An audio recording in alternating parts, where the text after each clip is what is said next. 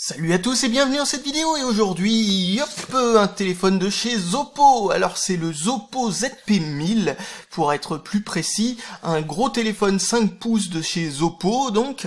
Et donc qu'est-ce qu'il y a de spécial avec cette marque? Alors Oppo, ce qu'il y a de spécial avec cette marque, c'est qu'en fin de compte, elle fait attention au WCDMA 900, vous savez cette fameuse fréquence qu'il y a chez nous en France, à la campagne, etc.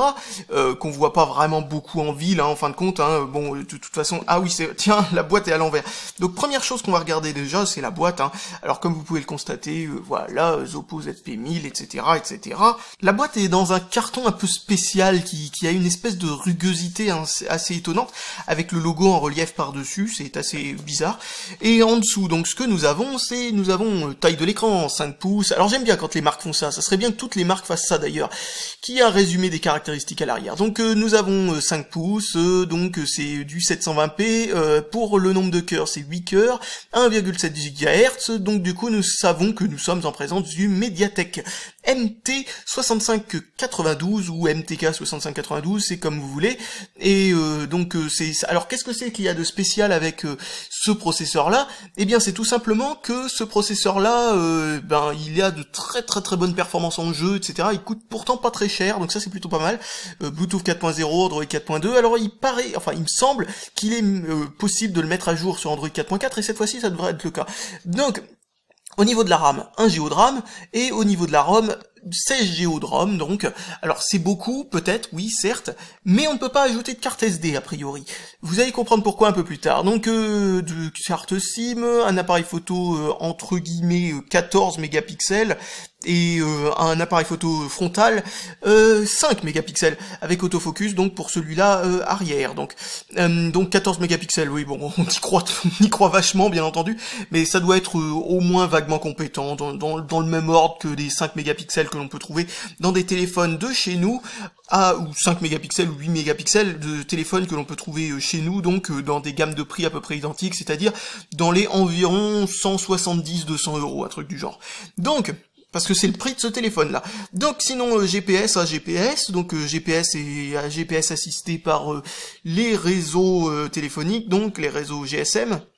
Ensuite, bien entendu, 1080p en lecture et en écriture, enfin en lecture et en enregistrement. En enregistrement, pourquoi pas, mais en lecture, c'est normal, le processeur qui est utilisé là-dedans ne pose aucun problème à propos de ça. 2000 mAh pour la batterie intégrée. Donc ici, nous avons un capteur de gravité, c'est-à-dire qu'il doit y avoir un réel gyroscope pour une fois, et non pas juste un... Ah bah tiens, c'est marqué là, et non pas un accéléromètre, donc un détecteur de lumière, un détecteur de distance, je sais pas trop à quoi ça sert, et e-compass, c'est-à-dire j'arrive jamais à me rappeler ce que c'est, une boussole, voilà, c'est ça. Donc ensuite, il y a un petit truc écrit ici, on s'en fiche un petit peu. Donc, on va sortir ce téléphone. Alors ce téléphone vient de chez DHgate. Alors pour m'épargner pas mal de commentaires ensuite dans la description me demandant si DHgate c'est un site qui est fiable ou non, je vous conseille tout simplement en gros je vais vous dire ce qu'il faut faire avec DHgate. DHgate en fait c'est pas juste un site, vous savez genre comme certains sites où n'importe quoi, enfin peu importe ce qu'on achète dessus, eh bien c'est vendu par le même vendeur, donc ça pose pas de problème. Là c'est un peu comme eBay, vous savez quand vous achetez des achats immédiats ou des trucs comme ça, c'est à peu près le même fonctionnement. Donc en gros c'est différents vendeurs qui viennent sur ce site et qui vendent des trucs. Donc regardez la note du vendeur avant d'acheter chez eux, c'est pas forcément moins fiable qu'ailleurs, bien entendu, au contraire, mais il faut penser à regarder la note du vendeur, parce que sinon, eh bien, c'est normal que vous vous fassiez pigeonner si vous achetez à quelqu'un qui a jamais fait une seule vente et qui vous vend un très bon téléphone pour un prix dépassant toute concurrence. Donc on va mettre ça de côté pour l'instant, regardons les accessoires qu'il y a là. Donc, ici, nous avons un petit manuel, tiens, encore une fois, imprimé en couleur en plus, wow, qui se déplie d'une façon assez spéciale. Bon, ça vous explique comment fonctionne Android, je suppose. Oui, c'est ça, hein, c'est pas sorcier. Enfin, pour les gens qui connaissent Android. Comment on fait pour enlever ça? Ça, c'est une bonne question. Pourquoi ça s'en va pas? Mince, alors. Ça, c'est... Bon, qu'est-ce que c'est que ce bordel? C'est clipsé? Attends, qu'est-ce que c'est que ça? Bon, en dessous, il y a les accessoires, a priori, hein, mais je vais pas me laisser... Ah voilà, c'est bon. Bon, faut le faire dans l'autre. Oh, c'est parce que ce carton s'en va pas en fait. Donc ici nous avons une petite coque, c'est sympa, un protège-écran, c'est sympa, un chargeur de merde. un peu plus lourd qu'à l'accoutumée, un chargeur qui ressemble à un chargeur de merde, mais cette fois-ci il y a marqué Zoppo dedans. Bon, donc et la LED est verte au lieu d'être rouge. Bon, ça doit pas être un chargeur excellent, mais au moins, à mon avis, il doit être un petit peu meilleur que la moyenne. Malgré tout, je vous conseille pas très bien d'acheter ce genre de choses. Ah tiens. Alors ça c'est amusant, c'est un truc qui se met, vu qu'il fait l'OTG, ce téléphone a priori, parce que sinon je vois pas comment ça pourrait fonctionner, il se met dans le port de recharge pour pouvoir mettre une carte SD, mais une SD complète, Donc du coup vous pouvez vous servir de ce petit machin, qui est assez amusant tiens d'ailleurs, au niveau de la forme et tout ça, c'est une sorte de câble OTG intégré à un lecteur de carte SD, donc du coup vous pouvez vous amuser à lire des cartes SD de votre appareil photo par exemple sur votre téléphone en faisant comme ça. Un truc anti-humidité, ok d'accord, pourquoi pas, c'est la première fois que je vois ça avec un téléphone. Un truc pour enlever le capot de la carte SIM, vous allez comprendre pourquoi plus tard. Je vous laisse la surprise, même si vous avez certainement deviné à tout ce que je vous ai dit avant, où était le problème avec ce téléphone. Donc, ici nous avons, un kit main libre de chez Zoppo, qui a l'air différent de tous ceux que j'ai vus avant, donc il y a des chances qu'il soit bon, on va le tester. En tout cas, depuis quelques temps, les kits main libres sont, ne serait-ce que, pas forcément géniaux, mais tout à fait corrects, a priori, habituellement. Alors le câble micro USB, lui aussi, a l'air d'être sympa. Bon, bah tant mieux, bah, j'ai fait le tour. Allons voir maintenant le téléphone. Et si vous l'avez pas deviné, la caractéristique assez étonnante de ce téléphone, c'est les bulles qu'il y a, qui indiquent clairement un protège écran, disons, c'est-à-dire un protège écran par-dessus protège écran qui a été reposé. Donc bon, ok, pourquoi pas. Donc, qu'est-ce que je voulais dire à propos de ça, ah tiens, encore un deuxième truc à l'arrière. Alors ce deuxième truc à l'arrière nous explique comment mettre la carte SIM, etc. Pourquoi? Eh bien tout simplement parce que ce téléphone n'est pas, tout simplement, on peut pas remplacer la batterie, quoi. Il a pas de cache arrière. Alors qui dit qu'on peut pas remplacer la cache, enfin qu'on peut pas enlever le cache batterie, dit qu'on peut pas remplacer la batterie. Donc si elle tombe en panne, bon bah tant pis. Dit qu'il va falloir utiliser cette espèce de rack absolument immonde avec ce petit accessoire pour pouvoir mettre sa carte SIM de type micro SIM ou nano SIM, il est compatible avec ces deux formats, mais pas le SIM complet, a priori en tout cas, et on peut mettre deux SIM à la fois dessus, mais sur le même chariot, alors c'est super chiant. Et un autre truc, donc pas de carte SD, donc du coup vous êtes obligé d'utiliser la mémoire interne, c'est-à-dire 16 Go qui sont intégrés là-dedans, ce qui est tout à fait honnête, hein, de toute façon, mais bon, voilà, donc ça c'est un truc à savoir avant de l'acheter. Moi personnellement, au-delà de 16 Go, voire même au-delà de 8 Go, je vois pas tellement l'intérêt. Moi personnellement, j'en ai pas l'intérêt d'avoir plus d'espace de stockage que ça. Enfin, ça dépend comment est organisé l'espace de stockage interne pour les applications, mais sinon a priori habituellement, ah tiens c'est bien foutu leur façon, leur rack, on dirait pratiquement qualité de ce qu'il y a sur les iPhones, contrairement à ce que j'ai pu voir sur une contrefaçon d'iPhone où le truc en gros était pas retenu par un cran qui était, alors du coup peut-être qu'en le secouant et en tapant bien fort ça sortirait tout seul, ce qui était une inquiétude que j'avais. Là au moins c'est bien retenu a priori, donc ça c'est déjà un bon point a priori à propos de ce truc là. Donc qu'est-ce que je disais? Oui, et donc du coup vous êtes obligé de subir ce rack supplémentaire. Bon, voilà, c'est les différents trucs. Par contre, il y a un bon truc qui sort de là-dedans. Tiens, c'est marrant, il y a un protège lentille pour la caméra, mais c'est bizarrement mis. J'arrive pas à trouver comment on l'enlève. Bon, c'est pas grave, on y reviendra plus tard. Donc, ce que je disais, donc, c'est que les batteries, a priori, ce qu'il y a de bien quand on peut pas remplacer les batteries, c'est qu'elles sont au moins de meilleure qualité qu'habituellement. Elle doit être vraiment 2000 mAh, déjà, pour commencer, mais surtout, elle doit avoir une bonne durée de vie, c'est déjà ça, parce que, voilà. Sinon, arrière, en plus ou moins métal, a priori, même si il a été légèrement... comment on appelle ça? Vous savez, il a été caoutchoutifié, je sais pas comment on peut dire ça en français, mais en gros, il agrippe au doigt, donc c'est pas du métal lisse. C'est étonnant de la façon qu'ils ont fait ça. En tout cas, voilà, bon, c'est vraiment très très bonne finition, très fin. Vraiment très pro, mais par contre si vous l'achetez en blanc, vous avez donc le truc en blanc et à l'arrière c'est plus ou moins couleur gold, vous savez, comme les iPhones, et là vous pouvez pour vous rendre compte que ça ressemble légèrement à certains autres téléphones que vous pouvez trouver sur le marché, avec le bas en blanc, le haut en blanc et le milieu couleur gold iPhone, quoi. Donc voilà, bon, ça par contre je trouve ça un petit peu ridicule, faut que je garde ça de côté. Donc on va l'allumer maintenant. Alors vous voyez les deux boutons, volume et power juste en dessous. J'aime bien quand ils sont du même côté, comme ça je trouve ça sympathique, plutôt que d'en avoir un accessible comme ça et l'autre accessible avec le pouce, je trouve ça plutôt pas mal. Pourtant je suis gaucher, mais bon, j'aime bien quand les deux sont du même côté malgré tout. Et peut-être qu'il n'y a plus de batterie. Yep, ça c'est a priori le genre de défaut qu'on peut s'attendre avec un truc avec une batterie incorporée. c'est que y a rien qui l'empêche de pouvoir se décharger toute seule si le machin s'allume malencontreusement pendant le transport. Donc bah je vais le recharger et puis je reviens vers vous un peu plus tard. Mais d'ailleurs, commençons par tester ça d'ailleurs, tiens ça serait pas mal. Regardons ce que ça donne. Tac, alors je mets ça là et je le clipse là-dedans. Bon, j'essaye de le clipser là-dedans. Ah voilà, c'est bon. Ok, d'accord. Essayons d'aller un peu plus loin, j'ai pas l'impression que... Non, c'est bon. Donc voilà, il est mis, ok, c'est sympa. Bon, je trouve que ça le rend particulièrement laid, par contre. Et puis, allons voir aussi ce que donne cette espèce de truc. Donc, on le met comme ça, tac. Droit, ça serait bien, voilà, comme ça. Ok, bon, c'est pas une mauvaise idée. Bon, allez, je vais le recharger, je reviens. Et me revoilà après la recharge. Alors, un truc que j'ai pu remarquer déjà, c'est que ça m'a fait penser à quelque chose qu'il fallait que je vous montre. C'est que vous savez, quand vous branchez un téléphone qui est juste complètement déchargé, genre en dessous de 0%, si vous voyez ce que je veux dire, quoi, carrément, mais déchargé, c'est déchargé, vous pouvez le brancher, et vous voyez qu'il ne réagit pas, quoi. C'est-à-dire, il reste comme ça, comme s'il était éteint, quoi. Vous comprenez pas ce qui se passe, il y a même pas une LED ou je ne sais pas quoi qui s'allume pour vous dire que c'est en recharge, mais c'est normal, c'est parce qu'en fait, pour que l'écran s'allume en fin de compte et qu'il vous dise le pourcentage de recharge ou ce genre de choses, ou vous avertir qu'il est en mode charge, il a besoin d'une légère charge dans la batterie. Donc voilà, il se met en gros en mode de secours qui permet de redonner une petite charge à la batterie avant de déclencher le mode recharge qui vous met le pourcentage, etc., etc. Donc ne vous inquiétez pas, si ça vous arrive un jour d'avoir un téléphone qui est complètement déchargé, c'est tout à fait normal qu'il ne fasse rien pendant les 10 premières minutes de la recharge, un truc du genre. Enfin, pas forcément 10 minutes. Un autre truc que j'ai pu remarquer, donc, vous voyez cette espèce de coque en plastique blanc, etc. J'ai jamais compris à quoi ça servait, à part contre les rayures ou ce genre de truc, parce que dès que ça tombe, ça se met à faire pop et à se barrer, et puis ensuite le téléphone, enfin, je sais pas si ça a un impact sur le choc. Oh, ça c'est drôle, ça a un impact sur le choc.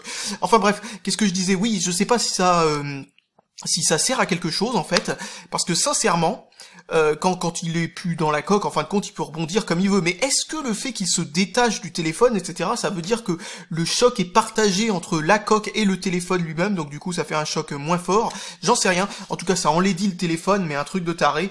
Enfin, c'est juste assez incroyable. Un truc que j'ai remarqué, c'est qu'il y a un deuxième micro à l'arrière. C'est la première fois que je vois ça sur un téléphone comme celui-là. Ça, oui, c'est comme je disais, hein, c'est vraiment, j'avais jamais vu ça jusque-là.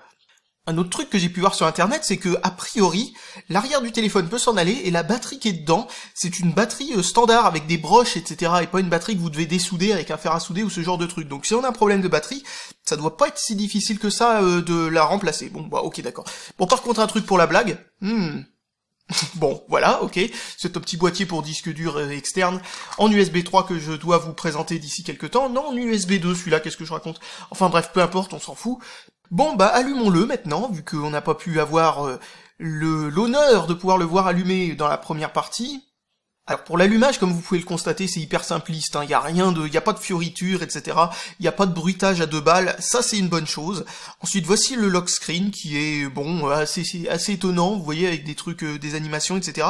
Pour débloquer, il suffit de glisser dans le sens que l'on veut, mais on a aussi accès, alors comme beaucoup de téléphones Android en fait, on a aussi accès à la barre de notification quand on est à l'intérieur même du lock screen, donc du coup c'est assez pratique. Ensuite vous voyez que il y a plus ou moins un thème, on va le déverrouiller comme il faut. Vous voyez que voilà, il y a une sorte de thème qui a été appliqué à Android classique. Alors c'est pas une mauvaise chose, étant donné que comme vous pouvez le constater, c'est en fait réellement juste un thème par-dessus le launcher normal d'Android, hein. C'est pas une modification en interne du fonctionnement du code source, etc. d'Android, ce qui est une bonne chose, parce que ça veut dire qu'en fin de compte il n'y a pas de dégâts qui auraient été faits sur le téléphone, quoi, tout simplement, parce que franchement, comme je le dis habituellement, mais quand on s'amuse à beaucoup trop modifier le code source d'Android, là on se retrouve à faire vraiment n'importe quoi. On va regarder dans les applications qui sont installées, parce que comme on a vu, il y a plein de saloperies qu'on n'a pas forcément vraiment besoin, et on va voir s'ils sont installés par défaut ou s'ils sont installés comme application utilisateur. Et elles sont installées comme application utilisateur, ça veut dire que AnTuTu Benchmark qui est installé par défaut, on sait pas pourquoi, et qui ne sert absolument à rien, on peut le désinstaller sans aucun problème. Et voilà, bon bah ok d'accord, donc a priori il n'y a pas beaucoup de bloatware quoi, c'est-à-dire des logiciels non voulus entre guillemets, en fin de compte ce qu'il y a dedans c'est juste des logiciels qui ont été installés mais que vous pouvez désinstaller sans aucun problème, donc ça c'est une bonne chose parce que autrefois c'était pas le cas dans les téléphones chinois, on voit bien qu'ils ont appris la leçon, qu'ils ont compris comment ça fonctionne. Vous voyez par exemple qu'il y a aussi cette espèce de truc en chinois, on sait pas du tout ce que c'est, et bien bon comme on comprend même pas ce que c'est, et bien autant le désinstaller encore une fois, et voilà on peut le désinstaller sans aucun problème, bon ça c'est absolument excellent. Donc voilà, bon, ça franchement, sincèrement, puis ça vous épargne comme ça d'avoir besoin de router pour pouvoir enlever toutes ces saloperies. Ça c'est vraiment une très très bonne chose. Donc le thème peut en amuser certains ou peut en rebuter d'autres. Pour information, le launcher d'Android, c'est-à-dire cette chose-là qui permet de démarrer les programmes, etc., c'est quelque chose que vous pouvez remplacer sans aucun problème. C'est comme n'importe quel logiciel sous Android, c'est pas comme sous iOS où c'est un truc qui est bloqué, quoi. Vous pouvez rien faire de spécial avec. Eh bien sous Android, si celui-là que vous avez par défaut vous plaît pas, il vous suffit d'aller sur le Google Play Store et d'en télécharger un autre, notamment celui-là qui est à l'intérieur des Nexus, le Nexus 5 ou ce genre de choses, est disponible sur le Google Play Store par Google eux-mêmes, quoi. C'est-à-dire un truc totalement officiel qui s'appelle le Google No Launcher ou un truc comme ça, enfin un truc du genre. Et vous avez aussi plein d'autres alternatives de tout poil, comme ADW Launcher par exemple, qui est l'un de mes préférés, ou certains autres comme ça. Smart Launcher sera ce que préféreront certaines autres personnes. Tiens, c'est marrant, tiens, vous voyez, il y a le logo DHgate dessus. Étonnant. Ça m'amuse parce que bon, c'est comme il a été envoyé par un vendeur de DHgate, ça m'étonne qu'ils aient mis ça, mais pourquoi pas. J'ai encore jamais vu le logo d'AliExpress quand j'achetais un truc sur AliExpress. En même temps, vu ce que j'achète sur AliExpress, ça m'étonne pas forcément. Mais bon, voilà. Bon. Bah, ce que je vais faire, c'est que maintenant, je vais faire un petit tour des lieux et puis je vais revenir un peu plus tard pour vous dire ce qu'il en est. Et me revoilà après avoir testé ce téléphone pendant plus d'1 mois. Alors pourquoi avoir testé si longtemps ce téléphone? Alors la première raison, c'est parce qu'il est plus cher. C'est le plus cher pour l'instant des téléphones que je vous ai montré. Donc du coup, j'essaye de faire les choses bien déjà. Et la deuxième raison, c'est parce que je ne sais pas si je préfère ce téléphone-là ou si je préfère le Cubot X6 que je vous ai présenté la dernière fois. Parce que le Cubot X6, il avait un truc assez incroyable, c'est que pour le prix, on en avait vraiment beaucoup pour son argent. Alors on va commencer par une comparaison des avantages et des inconvénients du Cubot X6 par rapport aux Oppo ZP1000 que nous avons là. Alors, première chose qui est à l'avantage du Cubot X6, il est moins cher. Ça, c'est clair, c'est la première chose. La deuxième chose, il a un port pour mettre des cartes micro SD jusqu'à 64 Go et peut-être même plus quand les 128 et plus sortiront. Donc voilà quoi, il a une extension incroyable pour vous savez, tout simplement la mémoire interne. Celui-là, 16 Go et vous êtes cantonné à 16 Go quoi, vous pouvez pas prendre plus. Alors, un autre truc aussi, c'est que le Oppo ZP1000, il utilise les micro SIM et les nano SIM. Impossible d'utiliser des cartes SIM complètes, a priori en tout cas. Donc, ça fait que c'est un léger souci par rapport... Enfin, il faudrait découper une carte SIM normale pour qu'elle rentre. Donc du coup, si vous avez une vieille carte SIM, ou si vous n'avez pas la possibilité de la faire remplacer, ce genre de truc, sans que ça vous coûte quelques euros, etc., eh bien c'est quand même un petit inconvénient un petit peu casse-pied sur ce téléphone. Ensuite, au niveau des inconvénients, le Cubot X6 a une moins bonne caméra. Comme vous pouvez le constater sur cette photo, là, nous pouvons carrément lire certaines écritures sur ce panneau qui a pourtant été pris d'assez loin. Vous savez, c'est un panneau qui est très très gros, qu'on trouve dans les RER pour prévenir de certaines choses, ou peu importe les horaires, ce genre de trucs. Ces panneaux-là, ils font une taille, plus ou moins la taille d'un être humain, si vous voyez ce que je veux dire. Ils sont très très très gros, quoi. Donc réussir à avoir une image d'une telle taille, où on peut lire les petites écritures de manière à peu près correcte, ça montre que l'appareil photo est quand même très bon. Si vous prenez n'importe quel téléphone en dessous de 200 € sur le marché français, etc., et même en Chine, habituellement, même ceux qui ont un très très bon appareil photo pour leur prix, comme par exemple les Nokia Lumia, ont un appareil photo sur lequel on voit pas grand chose. Le Cubot X6 c'est pareil. Si vous prenez la même photo de ce panneau là, vous pouvez voir les grands titres, mais le reste vous voyez plus rien. Donc ça c'est un inconvénient pour le Cubot X6, mais ça touche pas tout le monde. Un avantage par contre que j'ai oublié sur le Cubot X6 et que je dois vous parler, c'est que les jeux fonctionnent mieux sur le Cubot X6. Pourtant, au niveau hardware, c'est exactement la même chose. Mais le Cubot X6 doit avoir par exemple de la RAM un peu plus rapide ou un truc du genre, ce qui fait que les performances graphiques sont un peu meilleures et sont plus constantes. Sinon, en dehors de ça, le reste des caractéristiques sont les mêmes. L'autonomie est la même, à peu de choses près. L'autonomie est juste un tout petit peu meilleure, mais alors vraiment de pas grand chose sur ce téléphone-là, sur le Oppo ZP1000, mais vraiment de rien du tout. Et le seul avantage donc qu'a le Oppo ZP1000, vraiment flagrant en dehors de la caméra, sur le Cubot X6, c'est qu'il fait le WCDMA 900, c'est-à-dire qu'en gros il est compatible avec la 3G que l'on a à la campagne en gros. Donc dès que vous sortez de la ville, etc., et que vous allez dans des endroits un petit peu paumés, eh bien le WCDMA 900, notamment chez SFR et chez Bouygues, moins chez Orange, mais surtout chez SFR et chez Bouygues, et pas chez Free. Chez Free, les antennes Free sont les antennes d'Orange, ou leurs propres antennes qui, elles, font systématiquement les deux versions du WCDMA, c'est-à-dire le 900 et le 2100.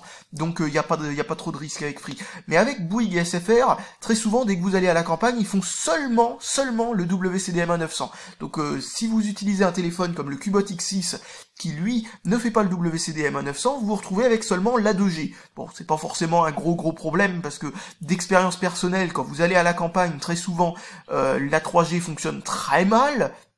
Alors il peut y avoir des exceptions, il y a des endroits où on capte très bien la 3G en WCDMA 900 et la 2G fonctionne très bien elle avec, mais en tout cas il y a une différence entre 3G et 2G, mais moi de ma propre expérience, entre 3G et 2G il n'y a aucune différence à l'endroit où j'habitais autrefois à la campagne. Donc en gros, vous avez beau avoir la 3G en WCDMA 900, avoir la 2G ou la 3G change pas grand chose. Mais si vous vous trouvez dans un de ces endroits où le WCDMA 900 fait la différence, eh bien il faut acheter un téléphone de chez Oppo, parce que les autres marques comme Cubot ont tendance à ne pas proposer ce standard 3G quoi. Donc voilà, je pense que j'ai fait le tour des différences entre ces deux téléphones. Tout se joue à mon avis sur le prix et surtout sur l'importance que vous accordez à l'appareil photo ou aux jeux sur le téléphone. Les jeux sur ce téléphone-là sont pas non plus dramatiquement mauvais, et l'appareil photo du Cubot X6, malgré qu'il soit pas non plus génial, eh bien est tout à fait honnête malgré tout. Il est suffisant pour dépanner quoi, tout simplement. Et il a un autofocus lui avec, les deux ont un autofocus, etc. Par contre, un truc que vous pouvez voir, c'est la taille de la focale du Oppo ZP1000. Vous voyez quand même qu'au niveau de l'appareil photo, vous voyez la taille du truc. Habituellement, ce qu'on a, c'est un truc de la taille d'une tête d'épingle. Là, on a quand même une belle ouverture, quoi. Pour un appareil photo de téléphone portable, c'est quand même un gros progrès. Donc, on comprend mieux pourquoi l'appareil photo est quand même capable de capter beaucoup plus de photons et donc de capter beaucoup plus de détails dans les images. Donc, vraiment, oui, l'appareil photo est un de ses gros avantages. Alors maintenant, on va venir à ma fameuse liste habituelle de choses que j'ai notées pendant le test de ce téléphone. Elle n'est pas particulièrement longue, malgré le temps que je l'ai utilisé, parce qu'il n'y a pas vraiment grand chose à lui reprocher. Eh bien, première chose à dire, c'est que comme vous le voyez, le thème d'Android est devenu normal. Je ne l'ai pas routé pour faire ça. Il y a un sélecteur de thèmes quelque part qui se cache là-dedans, j'arrive pas à le trouver. Alors, où est-ce qu'il se trouve? Là, thème. Et là, vous pouvez choisir un certain nombre de thèmes qui se trouvent dedans. Et il y a le thème système dedans. Donc voilà, tant mieux, il y a le thème normal d'Android 4.0 et plus. Donc du coup, ça m'arrange beaucoup parce que le thème d'origine n'était pas particulièrement laid. Par contre, il avait un petit problème avec notamment, vous savez, dans les notifications, etc. Des fois, il y a des trucs qui s'écrivent, vous savez, en gris très clair. Et quand c'est sur blanc au lieu d'être sur noir, comme maintenant, eh bien c'est totalement illisible. Donc ça m'a réglé ce problème-là et c'est pas mal du tout. Donc du coup, heureusement, on peut revenir au thème d'origine. Bon, malgré tout, j'aurais préféré qu'il ne thème pas du tout le téléphone, ça aurait été pas mal.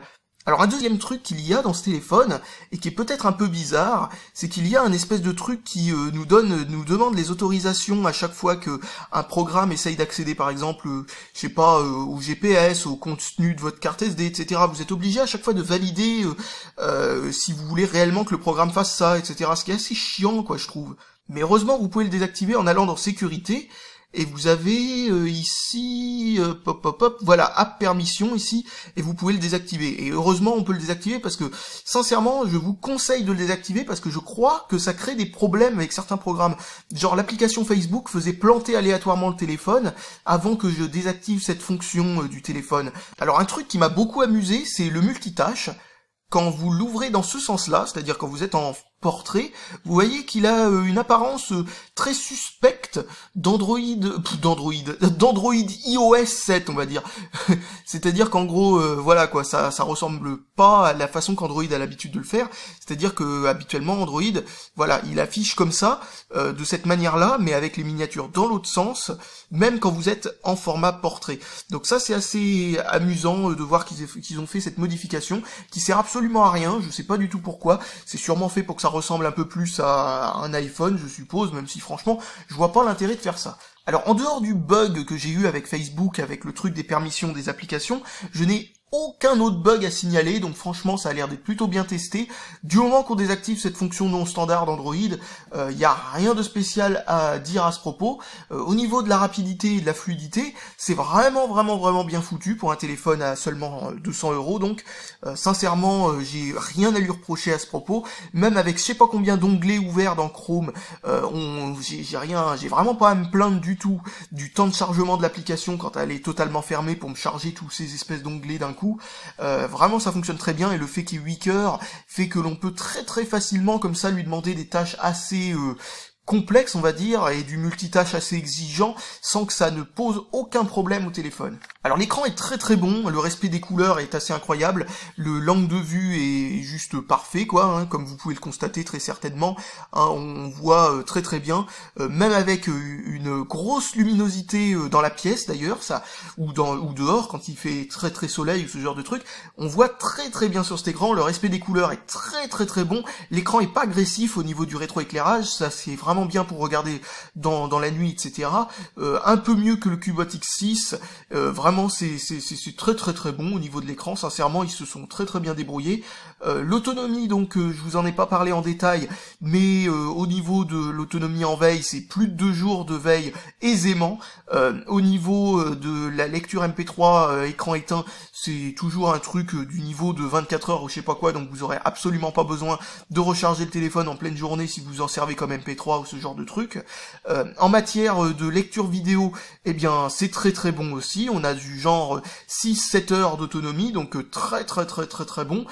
Au niveau de l'utilisation classique, c'est-à-dire en jeu, web, etc., ça oscille entre 4 heures si ce que vous faites est vraiment très exigeant, jusqu'à 6 heures si ce que vous faites est, voilà, on va dire assez léger. Donc très bonne autonomie à utiliser comme ça, etc. J'ai jamais eu besoin de le recharger en pleine journée. Sincèrement, c'est même l'un des seuls téléphones où j'ai presque même pas eu besoin de le recharger une fois par jour. Genre par exemple le recharger une fois tous les 2 jours, suffit amplement à ce téléphone la plupart du temps, donc c'est vraiment très bon.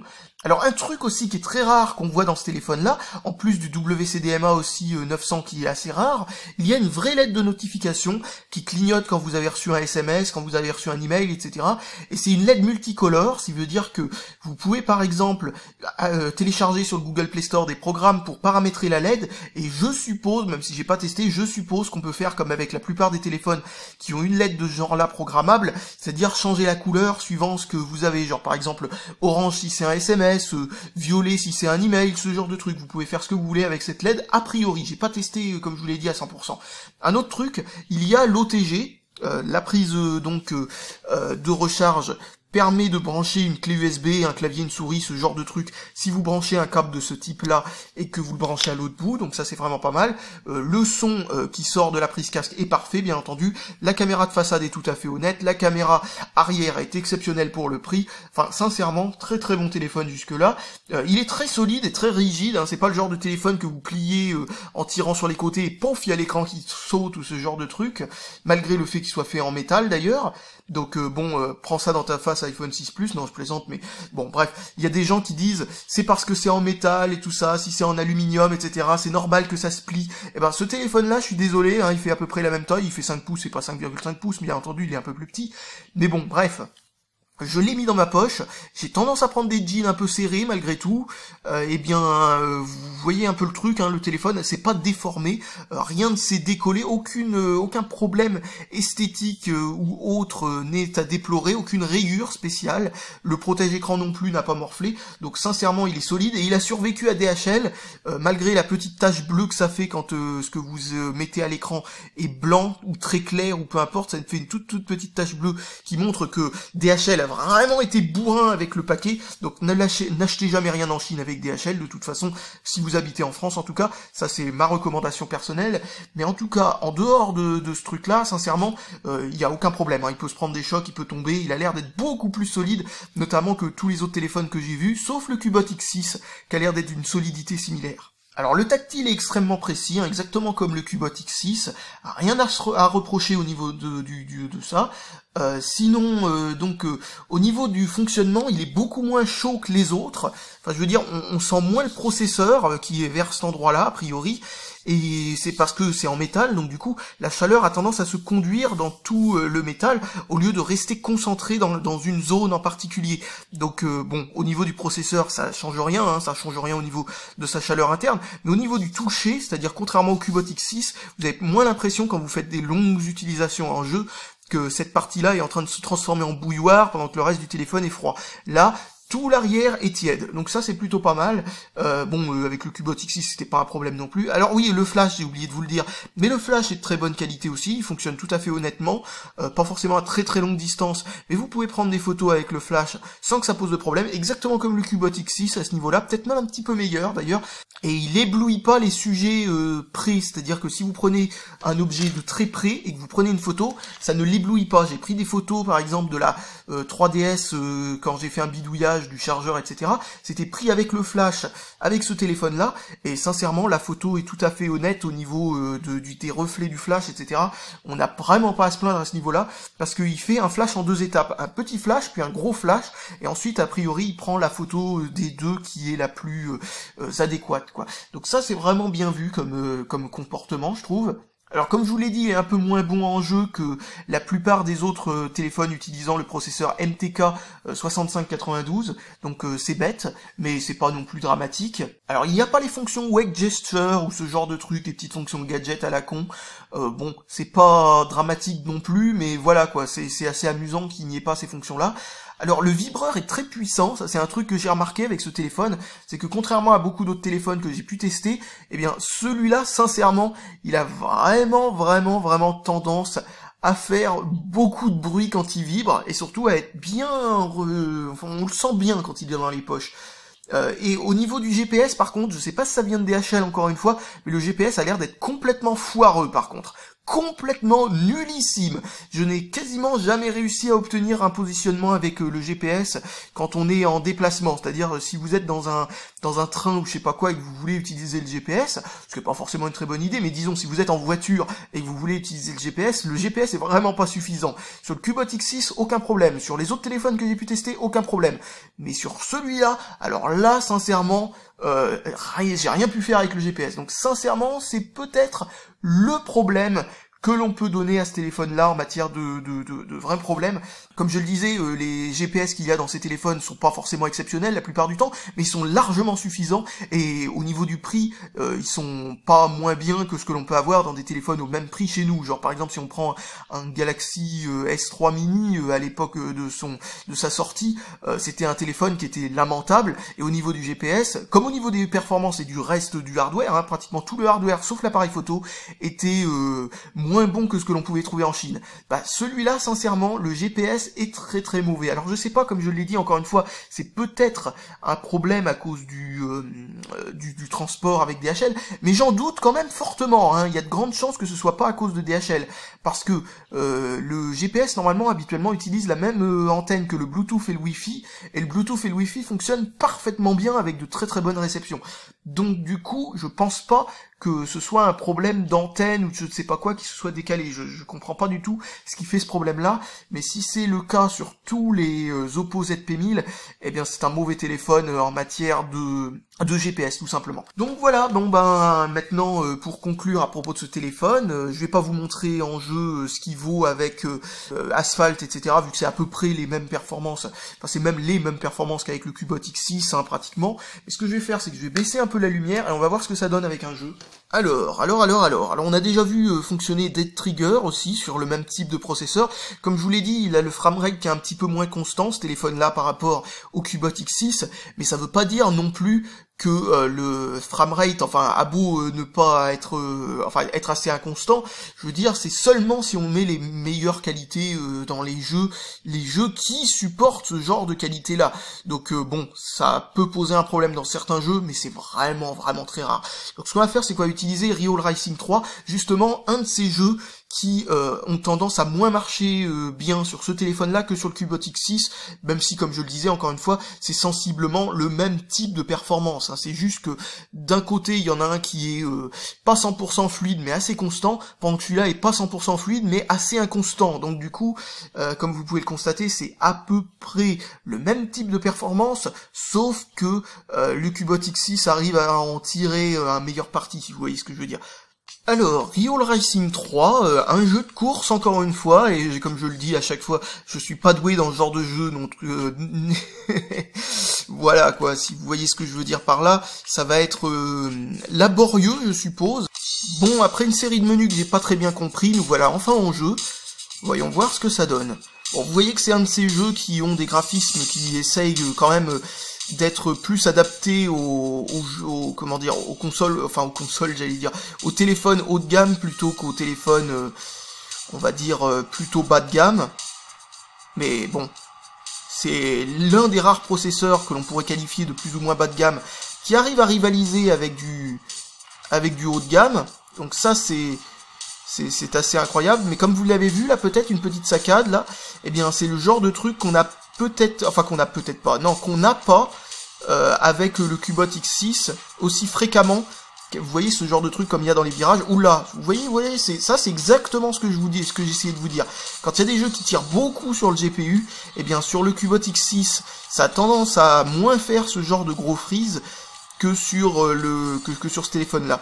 Donc voilà, ça vous illustre plutôt pas mal ce que j'essayais de vous dire. Ouais, bon, j'avais pas besoin de freiner, vu que visiblement ça servait fichtrement à rien. Alors un truc que j'ai oublié de vous dire, et ça va être l'occasion de vous montrer un jeu stupide que j'ai trouvé sur le Humble Indie Bundle, c'est un site internet sur lequel vous pouvez acheter de temps en temps des packs très sympathiques de jeux Android ou autres types de jeux. Il y a aussi des jeux sur Steam, hein, pour PC, Linux, Mac et compagnie.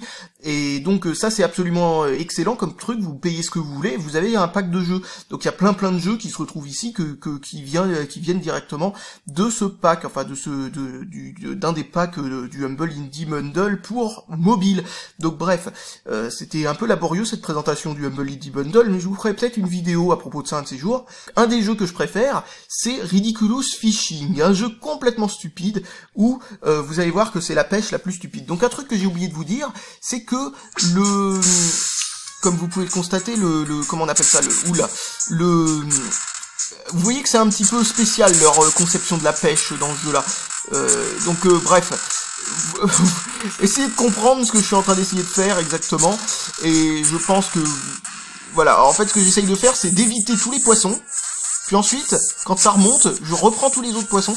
Donc ce que je voulais vous dire, c'est que le gyroscope est pas extrêmement précis dans ce truc-là. En tout cas, il est vraiment très imprécis, surtout quand vous l'utilisez comme ça, quoi. Donc moi je l'utilise plutôt comme ça, là la précision est à peu près correcte. En tout cas c'est assez bête de voir que le gyroscope a fait partie des pièces qui ont fait l'objet, disons, d'économies de bouts de ficelle dans ce téléphone. Alors que le Cubot X6 avait un gyroscope tout à fait honnête, même s'il n'était pas exceptionnel non plus.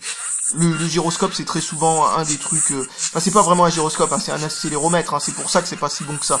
Mais le Cubot X6 ou ce genre de truc, c'est que c'est un accéléromètre tellement bon, pour un accéléromètre, que ça peut tout aussi bien être un mauvais gyroscope, quoi. Donc voilà, là par contre on voit bien que c'est un accéléromètre, quoi, c'est précision Wiimote, quoi, si vous voyez, première génération de la Wiimote. Donc voilà, maintenant que j'ai pêché tout ce poisson, je suis parti pour le mitrailler dans le ciel, ce qui est assez spécial aussi comme conception de la pêche, encore une fois. Voilà, et je gagne de l'argent pour faire ça, hein. Exterminer du poisson dans le ciel, c'est une excuse pour se faire du fric, faut croire, je sais pas, c'est conceptuel, la pêche façon ce jeu-là. Donc voilà, c'était une petite...